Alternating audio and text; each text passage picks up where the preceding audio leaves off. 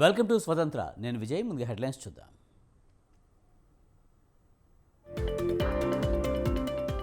పశుసంవర్ధక శాఖపై CM focus. Vigilance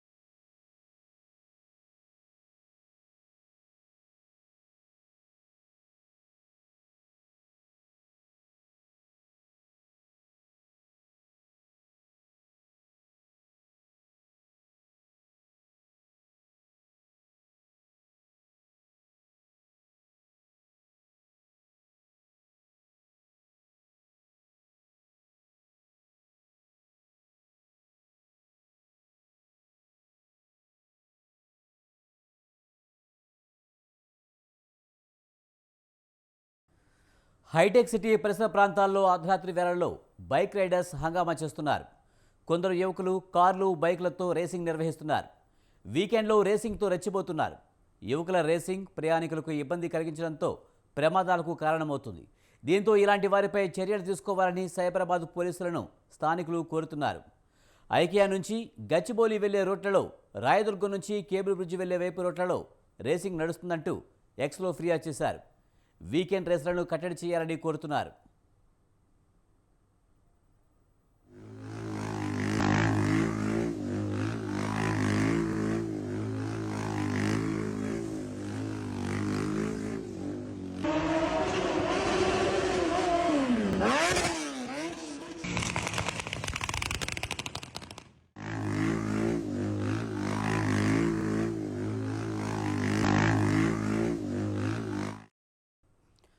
హైటెక్ సిటీ పరిసర ప్రాంతాల్లో అర్ధరాత్రి వేళల్లో బైక్ రైడర్స్ హంగామా చేస్తున్నారు. కొందరు యువకులు కార్లు, బైక్లతో రేసింగ్ నిర్వహిస్తున్నారు. వీకెండ్లో రేసింగ్తో రెచ్చిపోతున్నారు. యువకుల రేసింగ్ ప్రయాణికులకు ఇబ్బంది కలిగించడంతో ప్రమాదాలకు కారణమవుతుంది. దీంతో ఇలాంటి వారిపై చర్యలు తీసుకోవాలని సైబరాబాద్ పోలీసులను స్థానికులు కోరుతున్నారు. ఐకియా నుంచి గచ్చిబౌలి వెళ్లే రోడ్లలో, రాయదుర్గం నుంచి కేబుల్ బ్రిడ్జి వెళ్లే రోడ్లలో రేసింగ్ నడుస్తుందంటూ ఎక్స్లో ఫిర్యాదు చేశారు. వీకెండ్ రేసులలో కట్టడి చేయాలని కోరుతున్నారు. దీనిపై మరింత సమాచారాన్ని మా ప్రతినిధి ఉషా అందిస్తారు. ఉషా, హైటెక్ సిటీ పరిసరాల్లో రైడర్లు హల్చల్ చేస్తున్నట్టు తెలుస్తుంది. పూర్తి సమాచారం ఏంటి? విజయ్, మరోసారి ఎన్నాళ్ళు స్తబ్దుగా ఉన్నటువంటి బైక్ రైడర్స్ విన్యాసాలు ఏదైతే ఉన్నాయో, ఆకృత్యాలు మరోసారి సంచలనం సృష్టిస్తున్నాయి. ఏదైతే మాదాపూర్ నుంచి ఐకియా వెళ్లే దారి ఏదైతే ఉందో, ఈ దారి మొత్తం కూడా వీకెండ్ శని ఆదివారాల్లో బైక్ రైడర్స్ ఏవైతే ఉన్నారో వీరు రెచ్చిపోయి స్టంట్స్ చేస్తున్నారు. ఇవి వికృతమైన చర్చలతో, అలాగే వికృతమైన స్టంట్లతో ఆ రోడ్డు మొత్తం కూడా రైడ్ చేస్తూ వెళ్తుంటే అక్కడ ఉన్నటువంటి స్థానికులంతా కూడా భయాందోళనకు గురవుతున్నారు. ప్రస్తుతం చూసుకున్నట్టయితే అక్కడ ఉన్నటువంటి స్థానికులు సైబరాబాద్ కమిషనరేట్ పరిధిలో అయితే ఫిర్యాదుకు అయితే రంగం సిద్ధం చేస్తున్నారు. ఈ మొత్తం ఉదంతం కూడా వీడియోస్ తీసి ఎక్స్ లో అయితే ట్వీట్ చేయడం జరిగింది. ప్రస్తుతం ఈ సంఘటనకు సంబంధించి కమిషనర్ కూడా సీరియస్ గా తీసుకునే అవకాశం ఉంటుంది. ఐకియా నుంచి గచ్చిబౌలి వెళ్లే రూట్లు ఏదైతే ఉన్నాయో, రాయదుర్గం నుంచి కేబుల్ వైపు వెళ్లేటటువంటి దారులు ఏవైతే ఉన్నాయో వాటన్నిటిలో కూడా రాత్రి సమయాల్లో గస్తీ కాసేటటువంటి పోలీసులు ఎవరైతే ఉన్నారో పెట్రోలింగ్ వ్యవస్థను కూడా పటిష్టం చేయడానికి కూడా రంగం సిద్ధం చేస్తున్నట్టుగా తెలుస్తుంది. బైక్ కార్లలో విపరీతమైన స్టంట్స్ చేస్తూ ఏదైతే రేసింగ్ కార్లను తలపిస్తూ వెళ్తున్నాయి కార్లు అయితే, బైక్స్ అయితే బైక్ రైడర్స్ ఎలా వెళ్తారో ఆ రేంజ్ లో నిప్పులు చెరిగేలాగా రైడ్స్ చేస్తూ వెళ్తున్నారు. మనం విజువల్స్ లో కూడా క్లియర్ గా చూసుకోవచ్చు. కేవలం రైడింగ్ ఉత్సాహంతో పక్కనున్నటువంటి వాళ్ళని, అక్కడ కాలినట్టు వెళ్లే వారిని కావచ్చు, అలాగే ఇతర వాహనదారులు కావచ్చు, వీరందరినీ కూడా వీళ్ళు డిస్టర్బ్ చేస్తూ వెళ్ళడం, అక్కడ ఉన్న వీకెండ్స్ లో ప్రతి ఒక్కరు కూడా బయటికి రావడానికి ఇష్టపడతారు. అలాంటి వాళ్ళని ఇలాంటి విన్యాసాలు, విస్తృత విన్యాసాలతో స్టంటర్స్ ఎవరైతే ఉన్నారో వీరు చాలా ఇబ్బందులకు గురి చేస్తున్నారు అన్న కోణంలోనే ఎట్లా అయితే ఫిర్యాదులు చేయడం జరిగింది. దీనికి సంబంధించి హైదరాబాద్ కమిషనర్ ఎలా రియాక్ట్ అవుతారు, అలాగే గచ్చిబౌలి పోలీసులు దీనిని ఎలా ట్రీట్ చేస్తారు అన్న కోణంలో అయితే సర్వత్రా ఉత్కంఠగా ఉందని తెలుస్తుంది. Vijay, right, thank you Usha.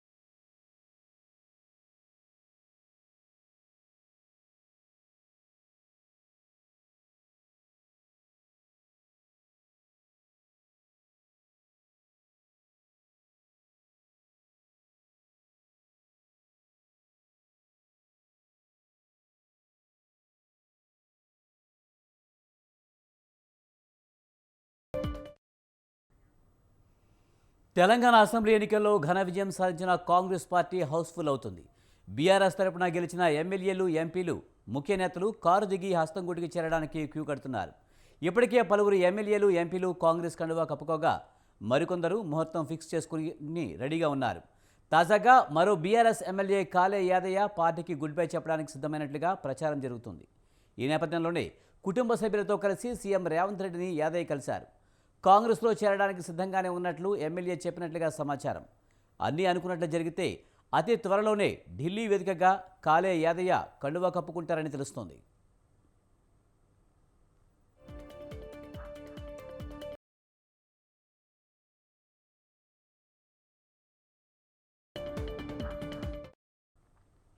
అలా అసెంబ్లీ ఎన్నికలు అయిపోయాయో లేదో ఇలా ప్రతిపక్ష బీఆర్ఎస్కు వరుస షాకులు తగులుతున్నాయి.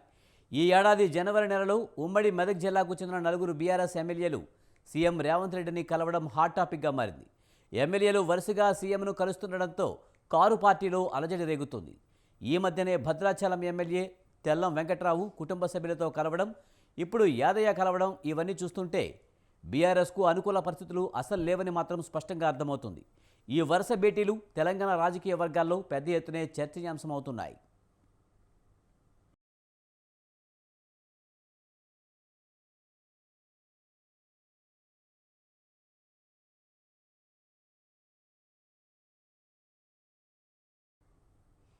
ఇప్పటికే గులాబీ పార్టీకి కీలక నేతలైన Peddapalli MP Venkatesh Netha, Zahirabad MP BB Patil, Nagar Kurnool MP Ramulu good bye చెప్పారు. వెంకటేష్ నేత కాంగ్రెస్ కండువా కప్పుకోగా బీబీ పాటిల్, రాములు బీజేపీ గూటికి చేరారు.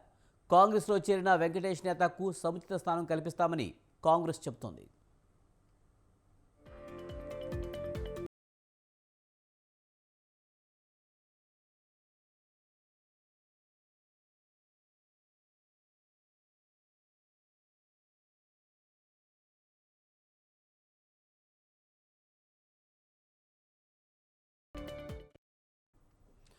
మరోవైపు అంతకుముందు మాజీ మంత్రి పట్నం మహేందర్ రెడ్డి, ఆయన సతీమణి సునీతారెడ్డి, జీహెచ్ఎంసీ మాజీ మేయర్ బొంతు రామ్మోహన్, జీహెచ్ఎంసీ మాజీ మేయర్ బాబా ఫసీయుద్దీన్ కూడా కారు దిగి కాంగ్రెస్లో చేరారు. అయితే ఇలా లోక్సభ ఎన్నికలకు ముందు బీఆర్ఎస్ పార్టీ నుంచి కీలక నాయకులంతా వెళ్లిపోవడం ఇప్పుడు చర్చనీయాంశమవుతుంది. క్లిష్ట సమయంలో కీలక నేతలు పార్టీకి గుడ్ బై చెప్పడంతో కారు పార్టీలో కలవరం మొదలైంది. ఇక ఇదే అంశానికి సంబంధించి మరింత సమాచారాన్ని మా ప్రతినిధి సవిన్ అందిస్తారు. సవిన్, బీఆర్ఎస్ నేతలందరూ కూడా కాంగ్రెస్కు క్యూ కడుతున్నట్టుగా తెలుస్తుంది. తాజా పరిస్థితులు చూస్తే మరిన్ని వరుసలు కొనసాగే అవకాశం కనిపిస్తుంది. పూర్తి సమాచారం ఏంటి? ఇప్పటికే బీఆర్ఎస్ పార్టీకి సంబంధించిన 7 ఎమ్మెల్యేలు ముఖ్యమంత్రి రేవంత్ రెడ్డిని కలిశారు. మర్యాదపూర్వకంగా కలిసినట్టుగా చెప్తున్నప్పటికీ భద్రాచలం ఎమ్మెల్యే తెల్లం వెంకట్రావు త్వరలోనే బీఆర్ఎస్ పార్టీని విడి కాంగ్రెస్ పార్టీలో చేరతారనే ప్రచారం మాత్రం పెద్ద ఎత్తున జరుగుతుంది. ఈ రోజు తాజాగా మధ్యాహ్నం సచివాలయంలో చేవేళ్ల ఎమ్మెల్యే కాలా యాదయ్య సీఎం రేవంత్ రెడ్డిని కలిశారు. 2014లో కాంగ్రెస్ పార్టీ ఎమ్మెల్యేగా గెలుపొందిన కాలా యాదయ్య ఆ తర్వాత బీఆర్ఎస్ పార్టీలో చేరారు. 2018లో బీఆర్ఎస్ ఎమ్మెల్యేగా గెలుపొందారు. ఈసారి జరిగిన అసెంబ్లీ ఎన్నికల్లోనూ బీఆర్ఎస్ ఎమ్మెల్యేగా గెలుపొందిన కాలా యాదయ్య సీఎం రేవంత్ రెడ్డిని కలవడం సర్వత్రా చర్చనీయాంశంగా మారింది. ప్రధానంగా గతంలో కాంగ్రెస్ పార్టీ నుంచే గెలుపొందిన కాలా యాదయ్య త్వరలోనే కాంగ్రెస్ పార్టీలోకి వెళ్లే అవకాశం ఉన్నట్లు కూడా చర్చ జరుగుతోంది. అయితే బీఆర్ఎస్ పార్టీకి ఉన్నటువంటి ప్రస్తుతం 38 మంది ఎమ్మెల్యేల్లో గతంలో కాంగ్రెస్ పార్టీ నుంచి గెలుపొందిన ఎమ్మెల్యేలే ఎక్కువగా ఉండడంతో వారంతా తిరిగి కాంగ్రెస్ గూటికి వెళ్తారనే ప్రచారం మాత్రం పెద్ద ఎత్తున జరుగుతుంది. మరోవైపు ఇప్పటికే 3 సిట్టింగ్ ఎంపీలు పార్టీలు మారారు. జిల్లా పరిషత్ చైర్మన్ వికారాబాద్ జిల్లా పరిషత్ చైర్మన్ గా ఉన్నటువంటి పట్నం సునీతా మహేందర్ రెడ్డి పార్టీ మారారు. ఆమె భర్త మాజీ మంత్రి ఎమ్మెల్సీ పట్నం మహేందర్ రెడ్డి సైతం కాంగ్రెస్ పార్టీలోకి వెళ్లారు. అదేవిధంగా రంగారెడ్డి జిల్లా పరిషత్ చైర్మన్ తీగల అనితారెడ్డి పార్టీ మారారు. అసెంబ్లీ ఎన్నికలకు ముందు గద్వాల జిల్లా పరిషత్ చైర్మన్ గా ఉన్నటువంటి సరితా తిరుపతయ్య కాంగ్రెస్ పార్టీలోకి వెళ్లి గద్వాల ఎమ్మెల్యేగా పోటీ చేసి ఓడిపోయారు. ఇప్పుడు బీఆర్ఎస్ పార్టీ అధికారం కోల్పోయి ప్రతిపక్షంలోకి వచ్చిన తర్వాత అనేక మంది మున్సిపల్ కార్పొరేషన్ మేయర్లు, మున్సిపల్ చైర్మన్లు పార్టీలు మారుతున్నారు. స్థానిక సంస్థల స్థాయిలో జెడ్పీటీసీలు, ఎంపీటీసీలు కూడా పార్టీ మారుతున్న పరిస్థితి మనకు కనపడుతుంది. ప్రధానంగా ఏదైనా రాజకీయ పార్టీ ప్రతిపక్షంలోకి వచ్చినప్పుడు ప్రతిపక్ష పార్టీలో ఉన్నటువంటి ఎమ్మెల్యేలు కావచ్చు, కింది స్థాయి నాయకులు పార్టీలు మారడం సహజమైనప్పటికీ బీఆర్ఎస్ పార్టీ అధికారం కోల్పోయి 3 నెలలు కాకముందే పార్టీలో ఉన్నటువంటి సిట్టింగ్ ఎంపీలు, ఎమ్మెల్యేలు పార్టీ మారబోతున్నారనే చర్చ మాత్రం పెద్ద ఎత్తున బీఆర్ఎస్ పార్టీని కలవరపాటుకు గురి చేస్తోంది. ఈ ఎన్నికల్లో 39 ఎమ్మెల్యే స్థానాలు బీఆర్ఎస్ పార్టీ గెలిచింది. ఇటీవల బీఆర్ఎస్ పార్టీకి సంబంధించిన ఒక ఎమ్మెల్యే రోడ్డు ప్రమాదంలో మృతి చెందడంతో ప్రస్తుతం 38 మంది ఎమ్మెల్యేలు బీఆర్ఎస్ ఉన్నారు. కానీ ఇప్పటికీ 7 ఎమ్మెల్యేలు నియోజకవర్గ అభివృద్ధి కోసం సీఎం రేవంత్ రెడ్డిని కలిసినట్లుగా చెప్తున్నారు. ఈ నేపథ్యంలోనే ఇంకో మరికొంతమంది కూడా ముఖ్యమంత్రి రేవంత్ రెడ్డిని కలిసి కాంగ్రెస్ పార్టీలో చేరడానికి సిద్ధంగా ఉన్నట్లు రాజకీయ వర్గాల్లో చర్చ జరుగుతోంది. ఇది బీఆర్ఎస్ పార్టీకి కలవరపాటుకు గురి చేస్తున్న పరిస్థితి మాకు కనపడుతుంది. 2 సార్లు బీఆర్ఎస్ పార్టీ అధికారంలో ఉన్నప్పుడు కాంగ్రెస్ పార్టీ నుంచి పెద్ద ఎత్తున వలసలను ప్రోత్సహించింది. కాంగ్రెస్ పార్టీకి సంబంధించిన ఎమ్మెల్యేలను పార్టీలోకి తీసుకున్నారు. ఇప్పుడు బీఆర్ఎస్ పార్టీ ప్రతిపక్షంలోకి వచ్చిన తర్వాత కాంగ్రెస్ పార్టీ కూడా బీఆర్ఎస్ పార్టీని దెబ్బకొట్టేందుకు పార్లమెంట్ ఎన్నికలకు ముందు బీఆర్ఎస్ పార్టీని ఆత్మరక్షణలో నెట్టివేసే విధంగా బీఆర్ఎస్ పార్టీకి సంబంధించిన ఎమ్మెల్యేలను సీఎం రేవంత్ రెడ్డి పిలిపించుకుని మాట్లాడుతున్నారు. అదేవిధంగా జిల్లా పరిషత్ చైర్మన్లు కావచ్చు, ఎమ్మెల్సీలు కావచ్చు, స్థానిక సంస్థల ప్రజాప్రతినిధులు పెద్ద ఎత్తున బీఆర్ఎస్ పార్టీని వీడి కాంగ్రెస్ పార్టీలో చేరేందుకు సిద్ధమవుతున్న నేపథ్యంలో బీఆర్ఎస్ పార్టీ అధినేత మాత్రం ఈ పార్లమెంట్ నియోజకవర్గం ముఖ్య నేతల సమావేశంలో పార్టీ ప్రతిపక్షంలోకి వచ్చిన సమయంలో ఎవరైనా పార్టీ నుంచి వెళ్లిపోతారు, మారుతూ ఉంటారు, కానీ మీరు అధైర్యపడకుండా ముందుకు వెళ్లాలని వారికి ధైర్యం నింపే ప్రయత్నం చేస్తున్నప్పటికీ బీఆర్ఎస్ పార్టీ ప్రాంతీయ పార్టీగా ఉంది కాబట్టి బీఆర్ఎస్ పార్టీ నుంచి పెద్ద ఎత్తున వలసలు వెళ్తున్నాయి. ఇప్పటికే రాష్ట్రంలో దాదాపు 40కి పైగా మున్సిపాలిటీలకు సంబంధించిన బీఆర్ఎస్ పార్టీకి సంబంధించిన మున్సిపల్ చైర్మన్లు, వైస్ చైర్మన్లపై అవిశ్వాసాలు పెట్టారు. కాంగ్రెస్ పార్టీకి సంబంధించిన వ్యక్తులు చైర్మన్లు, మున్సిపల్ వైస్ చైర్మన్లుగా ఎన్నికయ్యారు. వరంగల్ మున్సిపల్ కార్పొరేషన్ మేయర్ గా ఉన్న గుండు సుధారాన్ని సీఎం రేవంత్ రెడ్డిని కలిశారు. రామగుండం మున్సిపల్ కార్పొరేషన్ మేయర్ ఇప్పటికే కాంగ్రెస్ పార్టీలో చేరారు. ఇట్లా మున్సిపల్ కార్పొరేషన్ల మేయర్లు కూడా బీఆర్ఎస్ పార్టీని విడి కాంగ్రెస్ పార్టీలో చేరుతున్న పరిస్థితి మనకు కనబడుతుంది. క్షేత్ర స్థాయి నుంచి రాష్ట్ర స్థాయి వరకు ఎమ్మెల్యేలుగా, ఎంపీలుగా ఉన్నవారు కూడా బీఆర్ఎస్ పార్టీని విడి కాంగ్రెస్ పార్టీలోకి సిద్ధమవుతున్న నేపథ్యంలో రాబోయే రోజుల్లో బీఆర్ఎస్ పార్టీ భవిష్యత్తు ఏ విధంగా ఉంటుందనే సందిగ్ధత కూడా ఆ పార్టీ శ్రేణుల్లో, కార్యకర్తల్లో నెలకొన్న పరిస్థితి అయితే మనకు కనబడుతుంది. Right, thank you Salim.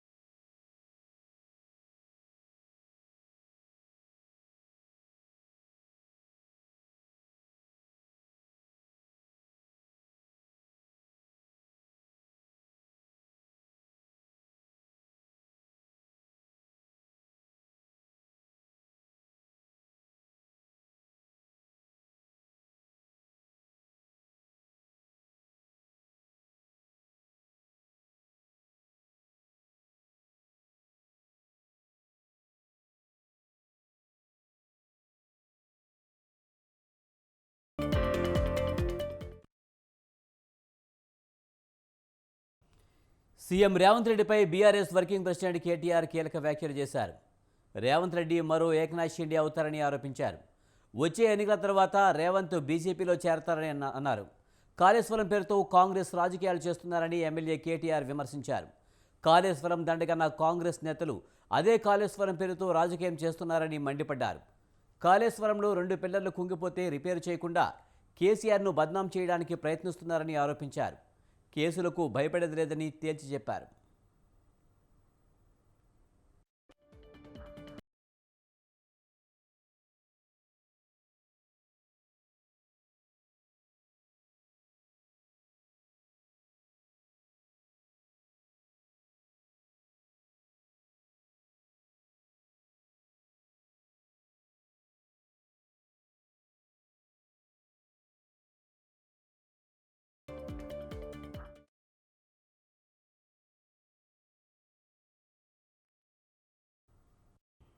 తొంభై 95% మనం పూర్తి చేసినాం పని కాళేశ్వరంలో. ఒక 5-10% ఆఖరికి ఆ చిన్న చిన్న పిల్ల కాలువలవే ఒక కార్యక్రమం మాత్రం మిగిలింది. జరిగిందేంది? కాళేశ్వరంలో గింత కథ ఉంటే, గిన్ని భాగాలుంటే, ఒక్క దగ్గర 100 కంపోనెంట్స్లో ఒక్క కంపోనెంట్ మేడిగడ్డ. ఆ మేడిగడ్డలో కూడా 1.6 కిలోమీటర్ల పొడవు ఉండే బ్యారేజ్. ఆ బ్యారేజీలో 85 పిల్లర్లు ఉన్నాయి. 85 పిల్లర్లల్లా ఒక్క పిల్లర్ కుంగింది. దాన్ని పట్టుకొని మొత్తం 1,00,000 కోట్లు నాశనమైంది, గందరగోళమైంది. ఇదంతా ఎందుకు చెప్తున్నా అంటే, ఆ కుంగిన ఒక్క పిల్లర్ పట్టుకొని ఇలా గోదావరి నీళ్ళని కిందికి సముద్రంలకు రోజు వృధాగా పోతుంటే కళ్ళ పగిచ్చి చూస్తున్నాడు రేవంత్ రెడ్డి. అదే కేసీఆర్ ఉంటే ఏం చేస్తుండే? ఈ పాటికి ఆ పిల్లర్ ఎక్కడైతే కుంగిందో దాని చుట్టూ ఒక కత్వ గట్టి, కాఫర్ డ్యామ్ అంటారు, ఇంగ్లీష్లో కాఫర్ డ్యామ్ అంటారు, దాన్ని గట్టి అటు ముఖాన నీళ్లు పోకుండా చేస్తాం. అంతే. కత్వ అంటే ఏం పాడైంది? కట్టలెక్క గట్టి, కరకట్టలెక్క గట్టి అటు ముఖాన నీళ్లు పోకుండా చేసి, మిగతా నీళ్ళని ఏవైతున్నదో ఒక రింగు బండు లెక్కేసి, ఆడవసరమైతే ఒక్క పంపన్న చాలు చేసి పైకి అన్నారంలకు, ఆ పైకి సుందిలకు పోసి, ఆడికెళ్ళి మల్లన్న సాగర్కు తీసుకుపోయి మల్లన్న సాగర్ నుంచి కుడలిలో వస్తే, కుడలిలోకెళ్ళి నర్మాల చెరువు, నర్మాల చెరువులకెళ్ళి మొత్తం మానేరు వారుకుంటూ వచ్చి మన పదిరా, మన కొండాపూరు, మన రామలక్ష్మణపల్లి, మన ఆవునూరు, మన కట్కూరు, ఈ పొలాలు ఎండకుండా కాపాడే దమ్ము దక్షత ఉన్న నాయకుడు మనకి. నాకైతే ఒకటి స్పష్టంగా కనబడతా ఉన్నది, రేవంత్ రెడ్డి భవిష్యత్తు, రాష్ట్రంలో కాంగ్రెస్ భవిష్యత్తు నాకైతే నిన్న మీటింగ్తోని మంచిగా అర్థమైంది. ఖచ్చితంగా రాబోయే రోజుల్లో మహారాష్ట్రలో జరిగినట్టు, అస్సాంలో జరిగినట్టు రేవంత్ రెడ్డి గారు వచ్చే ఎన్నికల తర్వాత బీజేపీ తీర్థం పుచ్చుకోవడం ఖాయమనే మాట మాత్రం నేను మీ పక్కా చెప్తున్నా. మరొక ఏకనాథ్ షిండే, మరొక హిమంత బిశ్వాస్ శర్మ ఇక్కడనే ఉడతాడు, కాంగ్రెస్ పార్టీని బొందబెడతాడు. నేను ఉత్తగా ఆషమాషికి చెప్తలేని ఈ మాట. నిన్న రేవంత్ రెడ్డి ఇంకొక మాట అన్నాడు. ఏమన్నాడు? బడే బాయ్, ఇట్లనే ఉండాలి, మీ ఆశీర్వాదం మా మీద. ఎన్నికలు 2 నెలలు లేవు, ఎన్నికలు 2 నెలలు లేవు, భవిష్యత్తులో కూడా నీ ఆశీర్వాదం నా మీద ఉండాలంటే ఏమన్నట్టు? మా రాహుల్ గాంధీ అంటే తటపార వేస్ట్ కేసు, అది గెలిచేది లేదు, పీకేది లేదు, మళ్ళా నువ్వే ప్రధానమంత్రి అని చెప్పినట్ట కదా. కాంగ్రెస్ ముఖ్యమంత్రి, తెలంగాణ ముఖ్యమంత్రి ఎవడన్నా మెడకాయ మీ తలకాయ ఉన్నాడు, ప్రధానమంత్రి నరేంద్ర మోడీ ఆశీస్సులు భవిష్యత్తులో కూడా ఉండాలి, ఏది ఇంకా 2 రోజులలో ఎలక్షన్ పెట్టుకొని అంటాడా ఎవడన్నా? అంటే ఏమన్నట్టు ఉద్దేశం? బరాబర్ మా రాహుల్ గాంధీ వేస్ట్ ఫెలో. నేను అంటలేను, ఆయనతో మీరు నేనన్నాను రాశారు కొంపదీసి, నేను అనలే. రాహుల్ గాంధీ సన్నాసి వేస్ట్ ఫెలో, ఆయనతో కాదు, నేను అంటలేను భయ్, ఆయన అన్నాడు. మళ్ళీ చెప్తున్నా మీకు, ఆయనతో కాదు, నువ్వే అయితే మళ్ళీ ప్రధానమంత్రిని తెలంగాణ ముఖ్యమంత్రి కాంగ్రెస్ వాడు చెప్తే ఏమనుకోవాలి నాకు అర్థం కాదు. వీళ్ళ దివాలా కోర రాజకీయాన్ని. నాకైతే ఒకటి స్పష్టంగా కనబడతా ఉన్నది, రేవంత్ సరే ఈయన కొత్త మురిపం కాబట్టి నిన్న ఈయన పోయిండు, రేవంత్ రెడ్డి పోయిండు, రిసీవ్ చేసుకున్నాడు, సభలో కూడా కలిసి పాల్గొన్నాడు, అవన్నీ బాగానే ఉన్నాయి. కానీ బాధాకరమైన పరిస్థితి ఏంటంటే, ఈ ముఖ్యమంత్రి రేవంత్ రెడ్డి నిన్న మోడీ గారిని బుట్టలేసుకోవడానికి, ఆయనను మచ్చిక చేసుకోవడానికి 4 మాటలు చెప్పి ఇచ్చుకం చెప్పి ఆయన ప్రాపకం కోసం నిన్న ఆయన ఏదో మస్కగొట్టాలని చెప్పి ఏం చేస్తున్నాడు? ఏమంటున్నాడు అట మాట్లాడుకుంటా?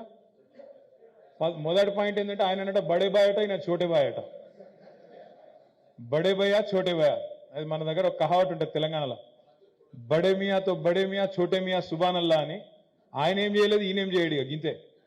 ఒక దిక్కేమో ఆయన బడే బాయ్ అని ఆయన గురించి చెప్తాడు. రెండో సిగ్గు లేకుండా బాధ ఎక్కడ అనిపించిందంటే, సరే నీ బడే బాయ్ కావచ్చు, నువ్వు పాతకాలంలో బీజేపీలో పనిచేసినవి కాబట్టి నీకు ఉండొచ్చు ఆ గుల, గతంలో ఏబీవీపీలో పనిచేసినావు, ఆర్ఎస్ఎస్ పత్రికలలో పనిచేసినావు కాబట్టి, నీకు ఆ ప్రింటింగ్ ప్రెస్లో పనిచేసినావు కాబట్టి నీకు ఆ గుల ఉండొచ్చు ఎంతో కొంత, మా బడే బాయ్ అని పాత వాసనలు ఒకపోవచ్చు రేవంత్ రెడ్డికి. కానీ బాధ ఎక్కడ అనిపించిందంటే, ఏ ఆత్మగౌరవం గల తెలంగాణ బిడ్డ కూడా, ఆత్మగౌరవం ఉన్న ఏ తెలంగాణ బిడ్డ కూడా ఇవాళ తెలంగాణ మోడల్ గురించి చెప్తాడు కానీ, మా తెలంగాణ మోడల్ భారతదేశంలో #1 మోడల్ అని చెప్తాడు కానీ, నీ గుజరాత్ మోడల్ని కాపీ కొట్టి నేను కూడా నా రాష్ట్రాన్ని మంచిగా వేసుకుంటాను అని చెప్తాడా? సరే, ఈయన కొత్త మురిపం కాబట్టి నిన్న ఈయన పోయిండు. తెలంగాణలో కేంద్రం 10 లక్షల రూపాయల కోట్లతో అభివృద్ధి పనులు చేపట్టిందని కేంద్ర మంత్రి కిషన్ రెడ్డి తెలిపారు. బీజేపీ వచ్చిన 10 ఏళ్లలో రాష్ట్రంలో జాతీయ రహదారులు 2 రెట్లు పెరిగాయని చెప్పారు. కొత్త రైలు మార్గాలు, విద్యుదీకరణ, రైల్వే స్టేషన్ల ఆధునీకరణ జరిగిందన్నారు. రాష్ట్రంలో 40 రైల్వే స్టేషన్ల ఆధునీకరణ పనులను కేంద్రం చేపట్టిందని ఆయన వివరించారు. ఇప్పటికే 3 వందే భారత్ రైళ్లు, ఎన్టీపీసీ థర్మల్ ప్లాంట్ను కేంద్రం మంజూరు చేసిందన్నారు. తెలంగాణకు కేంద్రం నుంచి పూర్తి సహాయ సహకారాలు ఉంటాయని కిషన్ రెడ్డి తెలిపారు. సంవత్సరాలుగా తెలంగాణ అభివృద్ధి కోసము నరేంద్ర మోడీ గారి నాయకత్వంలో ఎంతో అంకిత భావంతో, చిత్తశుద్ధితో కేంద్ర ప్రభుత్వం పనిచేసిందనే విషయాన్ని మరొకసారి నేను పునరుద్ఘాటిస్తా ఉన్నాను. నరేంద్ర మోడీ గారు తెలంగాణలో అనేక రకాల అభివృద్ధి కార్యక్రమాలు చేపట్టడం జరిగింది. జాతీయ రహదారుల కోసము 1,20,000 కోట్లు, అదేవిధంగా ఎరువుల సబ్సిడీ పైన 33,000 కోట్లు, రైల్వేల అభివృద్ధి కోసం 35,000 కోట్లు, రేషన్ సబ్సిడీ మీద 30,000 కోట్లు, జిఎస్టీకి సంబంధించి 15,000 కోట్లు, 1,600 మెగావాట్ల పవర్ ప్రాజెక్టు కోసం 10,998 కోట్లు, సర్వశిక్ష అభియాన్ కింద 7,500 కోట్లు, గ్రామ పంచాయతీల అభివృద్ధి కోసము 7,200 కోట్లు, కేంద్రీయ విశ్వవిద్యాలయాల కోసము 4,500 కోట్లు, ఈ రకంగా అనేక కార్యక్రమాలు కేంద్ర. చంద్రబాబు ఒక మాఫియాను తయారు చేసుకుని బీసీ డిక్లరేషన్ అంటూ మాట్లాడుతున్నారని వైఎస్ఆర్సీపీ రాష్ట్ర ప్రధాన కార్యదర్శి సజ్జల రామకృష్ణారెడ్డి దుయ్యబట్టారు. అధికారంలో ఉన్నప్పుడు మంచి చేయని వాడికి ఇప్పుడు బీసీల గురించి మాట్లాడే అర్హత ఎక్కడ ఉందని ఆయన ప్రశ్నించారు. మన దగ్గర అవకాశం దక్కని వారు బయటకు వెళ్తున్నారని, గుమ్మనూరు జయరాం రాజీనామా చేస్తే ఆయన్ను టీడీపీ జాయిన్ చేసుకుంటుందన్నారు. చంద్రబాబు ఎస్సీ బీసీ డిక్లరేషన్ పేరుతో మాటలు చెబుతున్నారని విమర్శించారు. ఒక దుస్సాహసానికి ఒడిగడుతున్నాడు. బరి తెగించి ఎస్సీ డిక్లరేషన్ అంటున్నాడు, బీసీ డిక్లరేషన్ అంటున్నారు, ఈరోజు బీసీ డిక్లరేషన్ పెట్టుకున్నారు. ఇది కొత్తగా పార్టీ పెట్టిన వాళ్ళు, లేక అధికారం లేక ఎప్పుడు వచ్చే అవకాశం లేని కమ్యూనిస్ట్ పార్టీలు లాంటివి ఎవరన్నా పెట్టుకుంటే అర్థం ఉంటుంది. అంటే మేము వస్తే ఇదిగో పొడిచే వాళ్ళం అని చెప్పడానికో, మాకు అవకాశం వచ్చి ఇంత చూపించే వాళ్ళ మీద చెప్పడానికో అవకాశం ఉంటుంది.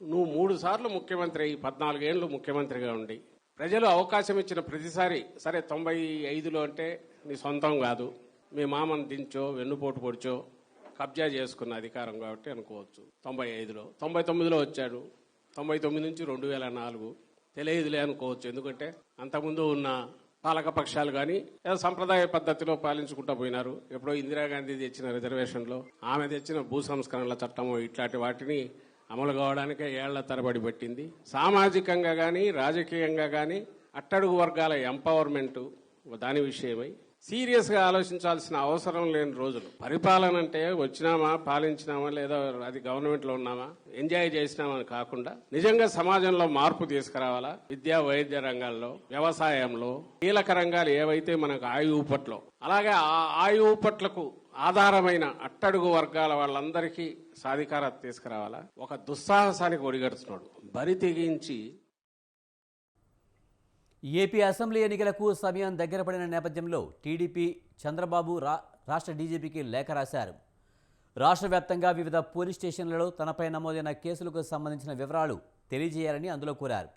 కేంద్ర ఎన్నికల సంఘం నిబంధనల ప్రకారం ఎన్నికల్లో పోటీ చేసే ప్రతి అభ్యర్థి తమపై నమోదైన కేసుల వివరాలు నామినేషన్ సమయంలో అధికారులకు తెలియజేయాలి. ఈ నేపథ్యంలో ప్రతిపక్ష నేతగా గడిచిన 5 ఏళ్లుగా ప్రజా సమస్యలపై తాను పోరాడుతున్నట్లు చంద్రబాబు లేఖలో పేర్కొన్నారు. ఈ క్రమంలో ప్రభుత్వం తనపై పలు అక్రమ కేసులు పెట్టిందని ఆరోపించారు. 2019 తర్వాత వివిధ జిల్లాల్లో తనపై పెట్టిన కేసుల వివరాలు ఇవ్వాలని కోరారు. రాష్ట్రంలో వివిధ పోలీస్ స్టేషన్లలో నమోదైన కేసుల వివరాలను అధికారులు తనకు తెలియజేయలేదని చెప్పారు. ఆయా పోలీస్ స్టేషన్లకు వ్యక్తిగతంగా వెళ్లి సమాచారం పొందడం ఆచరణలో సాధ్యం కాదు కాబట్టి మీ ఆఫీస్ నుంచి సమాచారం కోరుతున్నానని తెలిపారు. ఈ లేఖ కాపీని రాష్ట్రంలోని అన్ని జిల్లాల ఎస్పీలకు, ఏసీబీ, సిఐడి విభాగాలకు చంద్రబాబు పంపించారు.